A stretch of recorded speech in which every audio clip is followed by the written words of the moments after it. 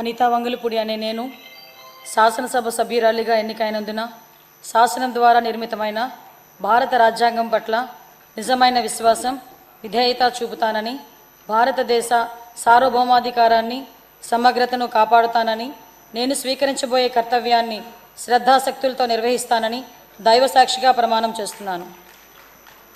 ఆంధ్రప్రదేశ్ శాసనసభ సభ్యురాలినైన అనితా వంగలపూడి అనే నేను సభ నియమావళికి కట్టుబడి ఉంటానని, వాటిని అనుసరిస్తానని, సభ మర్యాదలను పాటిస్తానని, సాంప్రదాయాలను గౌరవిస్తానని దైవసాక్షిగా ప్రమాణం చేస్తున్నాను.